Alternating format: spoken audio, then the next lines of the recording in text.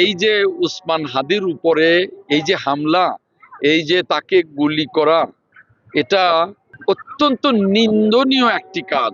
গণতন্ত্রে এই ধরনের কাজ, গণতন্ত্রে এই ধরনের নাশকতা, গণতন্ত্রে এই ধরনের বেআইনি কাজ আমরা কোনোভাবেই সমর্থন করতে পারি না।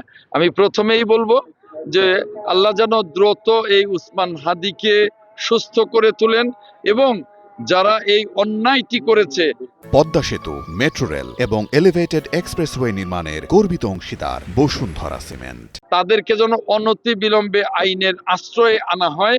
আমরা এই ধরনের অনৈতিক, এই ধরনের অন্যায়, এই ধরনের অপরাধমূলক কাজকে রাষ্ট্রের ক্ষতিকর কাজ বলে মনে করি এবং রাষ্ট্র এজন্য আরো বেশি শক্ত ভূমিকা পালন করবে এবং নির্বাচনের মধ্য দিয়ে এই রাষ্ট্র এই ধরনের অন্যায়কে প্রশ্রয় দেবে না। একটি গণতান্ত্রিক শাসন ব্যবস্থায় এই ধরনের অন্যায় কোনোভাবেই কোনো রাষ্ট্রই প্রশ্রয় দিতে পারে না। আমি তীব্র নিন্দা করি এবং এর দৃষ্টান্তমূলক শাস্তি দাবি করছি।